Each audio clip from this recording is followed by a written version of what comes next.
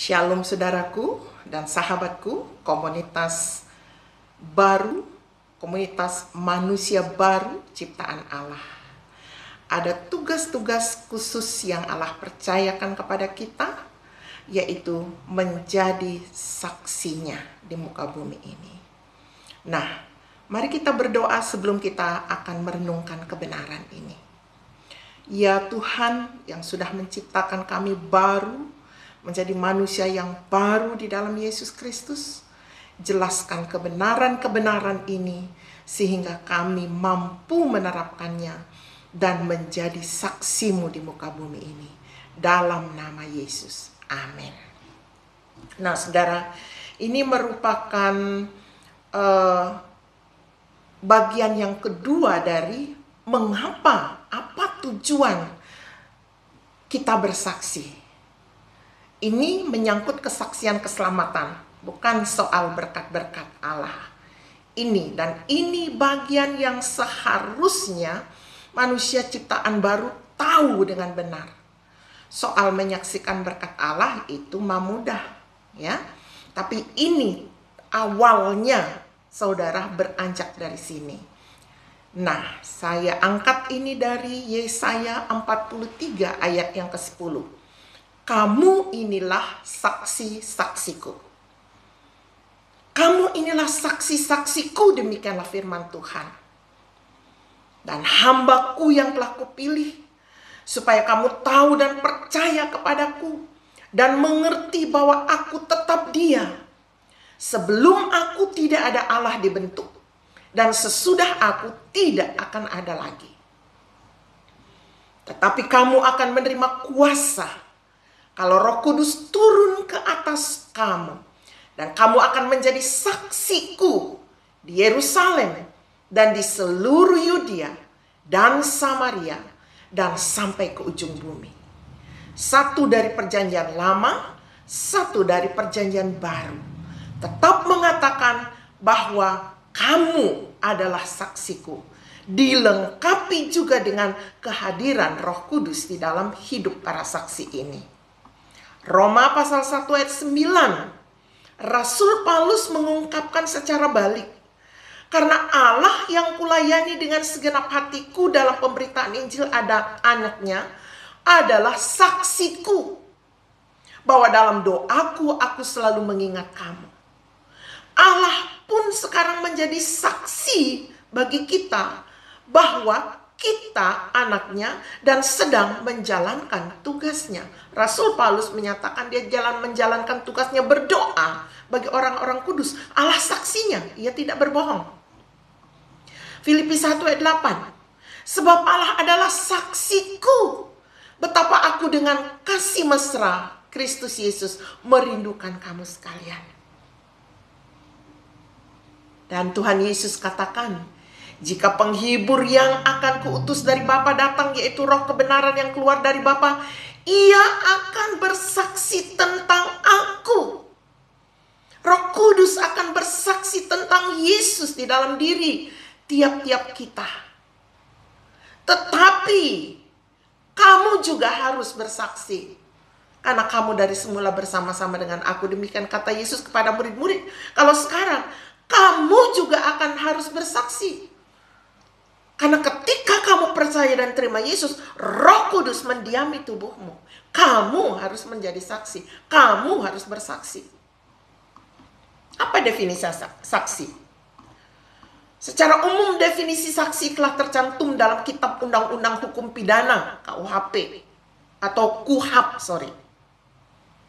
yang telah diratifikasi menjadi Undang-Undang Nomor 8 tahun 81, dan dalam pasal 1 angka 26 KUHAP yang menyatakan bahwa saksi adalah orang yang dapat memberikan keterangan guna kepentingan penyidikan, penuntutan, dan peradilan tentang suatu perkara pidana yang ia dengar sendiri, lihat sendiri, dan alami sendiri.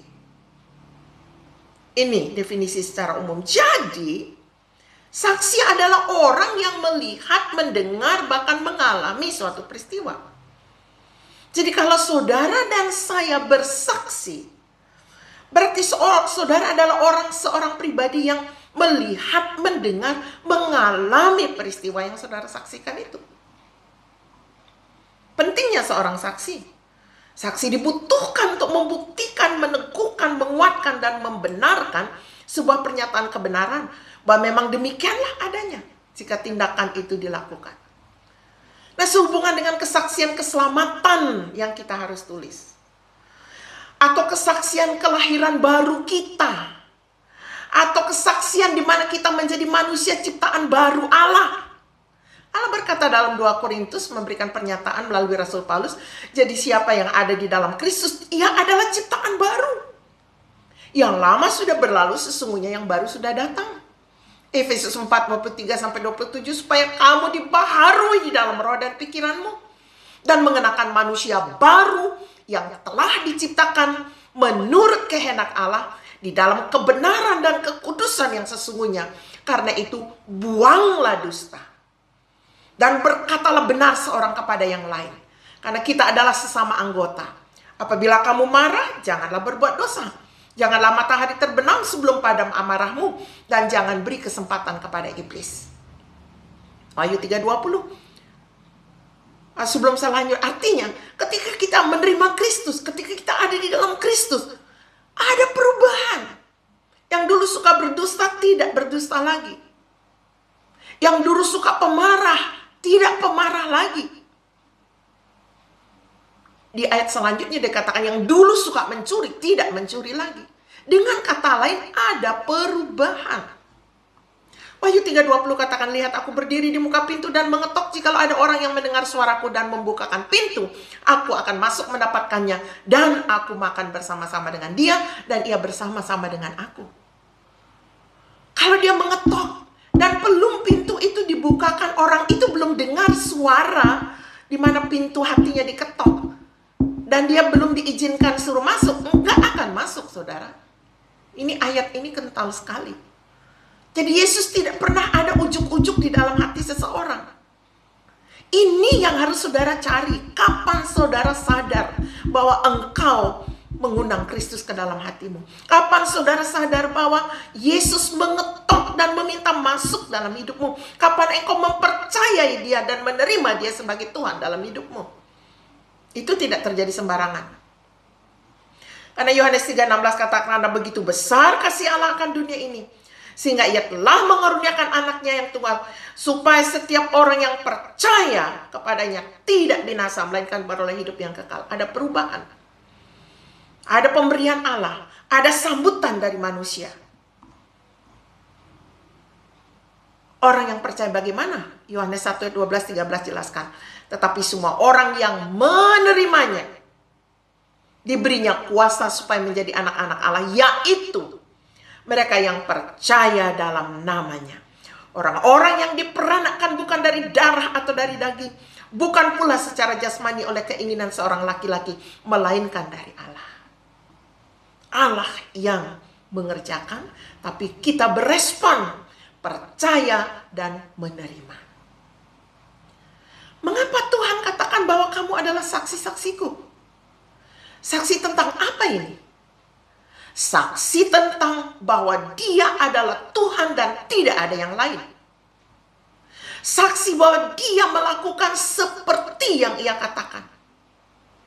Contoh, kalau kita menerima dia, dia masuk ke dalam hidup kita, menempati hidup kita. Bagaimana sampai kita mengenal dia adalah Tuhan? Tiap-tiap kita pasti memiliki kisah yang berbeda-beda. Yang jelas bahwa setiap manusia yang percaya kepadanya sudah dipilih, ditetapkan sebelum dunia dijadikan. Efesus 1:4. Sebab di dalam dia Allah telah memilih kita sebelum dunia dijadikan, supaya kita kudus dan tak bercacat di hadapannya. Kebenaran bahwa semua orang telah berbuat dosa, tidak ada satupun yang tidak berbuat dosa, dan telah kehilangan kemuliaan Allah, dan upah dosa adalah maut. Itu harus kita sadari. Tidak ada seorang pun yang dapat datang kepadaku, kata Yesus, jikalau ia tidak ditarik oleh Bapa yang mengutus aku. Dan ia akan kubangkitkan pada akhir zaman. Ada tertulis dalam kitab nabi-nabi. Dan mereka semua akan diajar oleh Allah. Dan setiap orang yang telah mendengar dan menerima pengajaran dari Bapa datang kepadaku. Ini kata Yesus. Dan aku memberikan hidup yang kekal kepada mereka, dan mereka pasti tidak akan binasa sampai selama-lamanya. Dan seorang pun tidak akan merebut mereka dari tanganku. Aku dan Bapa adalah satu. Apa itu hidup yang kekal? Hidup yang kekal sesuai dengan definisi Yohanes 17 ayat 3. Hidup yang kekal adalah hidup yang mengenal Allah. Yesus katakan, inilah hidup yang kekal itu, yaitu bahwa mereka mengenal Engkau, satu-satunya Allah yang benar, dan mengenal Yesus Kristus yang telah Engkau utus. Jadi hidup kekal adalah hidup yang mengenal Allah, satu-satunya Allah yang benar, dan mengenal Yesus Kristus yang sudah diutus menjadi penyelamat bagi kita. Dan karena kamu adalah anak, maka Allah telah menyuruh roh anaknya ke dalam hati kita yang berseru, ya Aba, ya Bapa. Jadi kamu bukan lagi hamba, melainkan anak. Jikalau kamu anak, maka kamu juga adalah ahli-ahli waris oleh Allah. Semua anak-anak Allah dipimpin oleh Roh Kudus. Hidupnya dipimpin oleh Roh. Dan ia diwajibkan untuk hidup penuh dengan Roh. Dia diwajibkan untuk tidak mendukakan Roh. Efesus pasal 2 ayat 8-9. Keselamatan adalah anugerah. Pemberian dari Allah yang harus diterima dengan iman. Keselamatan tidak didapat karena kita bekerja atau karena kita berusaha. Itu semua adalah paket hadiah dari Allah. Kita tugas menerima dengan iman. Nah, bagaimana sampai kita mengenal, bagaimana kita sampai mengenal kebenaran-kebenaran ini? Atau bagaimana kita menjadi percaya dan menerima Kristus sungguh-sungguh? Setiap kita punya kisah yang berbeda, tapi kebenarannya tetap sama. Cara kita menerimanya, alur kita menerimanya, pasti berbeda-beda. Ada yang lewat mungkin baca buku, ada yang lewat mendengar khotbah, ada yang lewat suatu kejadian yang tragis, ada mungkin lewat temannya, atau dia mungkin satu kamar, seperti kesaksian dari istrinya Pak Coki. Dia sudah menjadi Kristen sebelum berpacaran dengan Coki si Hotang. Ya, itu luar biasa. Dia satu kamar dengan temannya dan ada Alkitab di situ. Dia digerakkan membaca Alkitab itu sepenuhnya dalam waktu 6 bulan. Itu karya Allah, saudara. Jadi, setiap kita berbeda. Dan yang nyata, ada perubahan yang begitu nyata kita alami ketika kita atau manusia percaya dan terima Yesus. Ini tidak bisa disangkal. Ini tidak bisa diubah. Pasti ada perubahan. Kalau tidak ada perubahan, ada yang salah, something wrong. Harus dicari kesalahannya ada di mana itu. Ya. Apakah perubahan itu? Itulah yang kita saksikan. Itu adalah karya Allah di dalam diri kita. Bukan karya kita. Bukan dibuat-buat. Nah, masukkanlah perubahan itu dalam bagian kesaksian saudara. Hidupku sesudah menerima Kristus. Jadi tahap-tahapnya menulis kesaksian ada 4 tahap ya. 3 secara khusus sebenarnya. Pertama, hidupku sebelum terima Kristus, sebelum saudara mengenal Kristus. Mungkin ada dalam lingkungan Kristen, tapi saudara nggak ngerti siapa dirimu. Ini sekali lagi biasanya orang yang lahir dalam keluarga Kristen akan mohok di sini. Ya, nggak ngerti. Tapi nggak apa-apa, saudara tulis hidupku sebelum menerima Kristus. Lalu yang kedua, bagaimana saudara sampai kepada tahap menerima Kristus? Jangan malu. Kalau saudara baru misalkan, sudah tua ini baru ngerti, oh saya udah Kristen lama tapi saya belum pernah itu undang Yesus ke dalam hati saya. Ya saudara buat, enggak apa-apa. Saya sendiri saudara, menerima Kristus usia 20 tahun, sudah di universitas. Padahal saya besar hidup, berdoa pagi malam bersama orang tua saya. Tapi pengajaran itu saya tidak dengar. Ketika saya memahami itu melalui sebuah buku kecil itu, saya menerima dia, saya berlutut. Perubahan yang saya alami bukan karena perbuatan saya.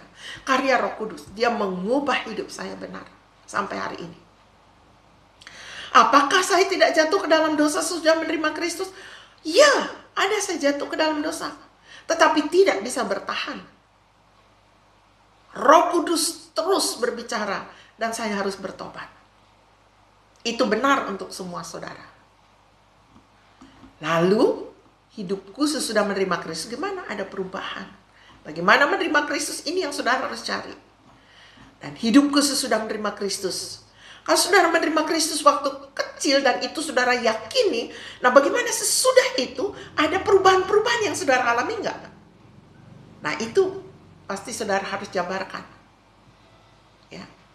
Ayat-ayat pendukung sampai saudara mengambil keputusan menerima Kristus, ayatnya mana? Ya.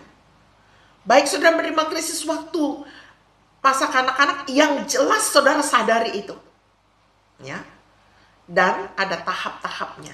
Karya Roh Kudus pasti akan continue.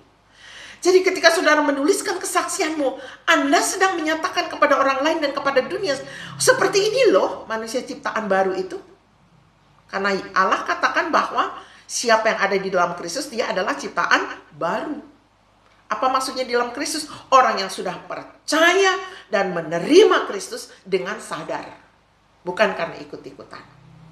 Tapi karena penyadaran oleh Roh Kudus. Ya. Sehingga Yesaya katakan, kamu inilah saksi-saksiku. Kamu yang mendengar, mengalami semuanya ini. Saksikan. Dan itu adalah alat yang sangat luar biasa Allah akan pakai dalam menginjili, dalam menyelamatkan orang-orang lain, menarik orang untuk datang dan mengenal Kristus. Amin. Mari kita berdoa. Tuhan, kiranya kebenaran ini Tuhan pakai untuk menyadarkan kami semua siapa kami dan bagaimana Engkau membawa diri kami ke dalam pengenalan akan diri-Mu, menerima Engkau, dan perubahan apa saja yang kami alami. Kami mampu menuliskannya dalam kuasa dan tuntunan Roh Kudus. Dalam nama Yesus. Amin. Sampai jumpa.